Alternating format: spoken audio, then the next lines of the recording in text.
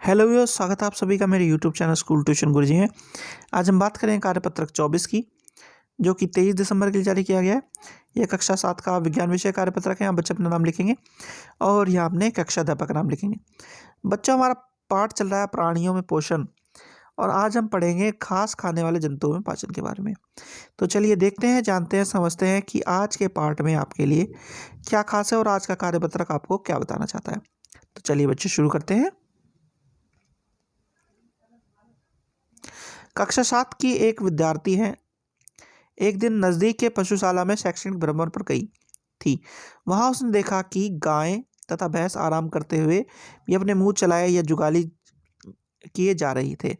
उसे बहुत आश्चर्य हुआ और उसने अपनी कक्षा में अपनी शिक्षिका से इसके बारे में पूछा। तो हुआ क्या बच्चों, कोमल एक बच्ची है जो अपने नज़दीकी पशुशाला में शैक्षणिक भ्रमण के लिए गई थी। तो जब उसने वहाँ पे देखा कि भैंस और गायें आराम कर रही हैं और आराम करने के बावजूद भी अपने मुंह को चलाए जा रही हैं और जुगाली कर रही हैं, तो उसे ये समझ में नहीं आया कि ऐसा किस लिए कर रही हैं। तो इसके बारे में जानने के लिए उसने क्या किया, उसको जानने के लिए उसने अपनी अध्यापिका से पूछा, शिक्षिका से पूछा। तो उसने क्या बताया, देखते हैं बच्चों। घास खाने वाले जंतु जैसे गाय तथा भैंस घास भोजन को जल्दी जल्दी निकलकर आमाशय के अलग भाग में भंडारित कर लेते हैं। ये भाग रुमन या प्रथम आमाशय कहलाता है।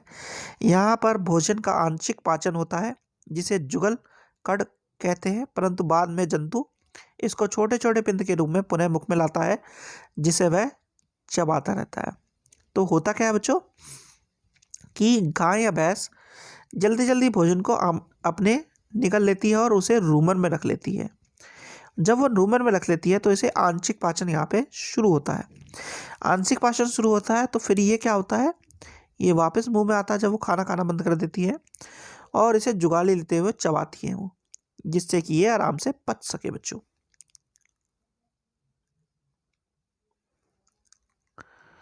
आंशिक रूप से पचे हुए जुगल या कड़ को रूमन से मुख से में भेजकर चबाने को जुगाली करना रूमेनेथन कहते हैं, और ऐसे जंतु रूमेनेंट्स अथवा रोमंथी कहलाते हैं बच्चों।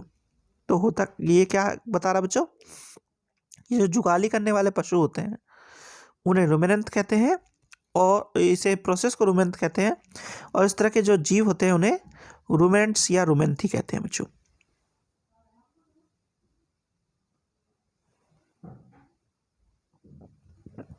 अब क्या बताना चाह रहा है बच्चों, घास में सेलुलोज की प्रचुरता होती है, जो एक प्रकार का कार्बोहाइड्रेट है। रूमिनेंट में शुद्रांत और भरांत के बीच एक थैलीनुमा बड़ी संरचना होती है, जिसे अंतरनाल कहते हैं। भोजन के सेलुलोज का पाचन यहाँ पर कुछ जीवाणु द्वारा किया जाता है, जो मनुष्य के आहार नली में अनुपस्थित होते हैं। यानी कि होता क्या है बच्चों कि इस तरह के जीवों को एक अलग प्रकार के जीवाणु प्राप्त होते हैं, या जिनके जो आमाशय है उसमें एक अलग तरह का जीवाणु होता है, और वह एक थैलीनुमा संरचना जिसे अर्धनाल कहते हैं वहां पे रहता है।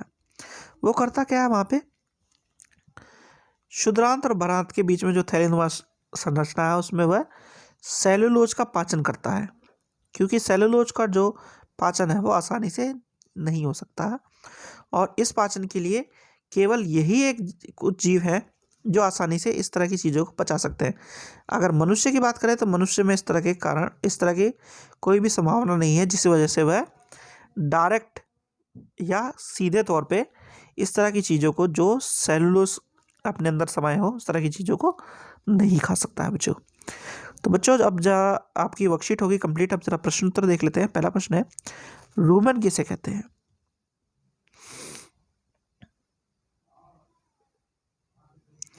तो बच्चों, प्रथम आमाशय या वह भाग जहाँ पे पशु जैसे गाय या भैंस खाने को जल्दी जल्दी खा करके रख लेती हैं, भंडारित कर लेती हैं, उसे रूमन कहते हैं या प्रथम आमाशय कहते हैं बच्चों। चलिए अगला देखते हैं। अब रूमिनेंट्स के 3 उदाहरण लिखिए। तो रूमिनेंट के दो उदाहरण तो आपकी वर्कशीट में दिए बच्चों। क्या नाम है इनके, गाय और भैंस, और अलग अलग जो गाय और भैंस के अलग अलग जो पाए जाते हैं, यानी इनके नर और मादा स्वरूप इसके उदाहरण हैं बच्चों। चलिए अगला प्रश्न है बच्चों, प्रश्न नंबर 3, मनुष्य सेलुलोज का पाचन क्यों नहीं कर सकता? तो मनुष्य सेलुलोज का पाचन इसलिए नहीं कर पाता बच्चों, क्योंकि जो रूमिनेंट होते हैं उनमें एक जीवाणु होता है, जीवाणु के द्वारा ही सेलुलोज का पाचन किया जाता है, जो कि मनुष्य में अनुपस्थित होते हैं। इस वजह से मनुष्य इनका पाचन नहीं कर सकता।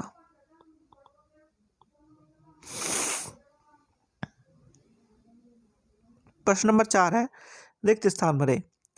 घास में सेलुलोज की प्रचुरता होती है, जो एक प्रकार का कार्बोहाइड्रेट है।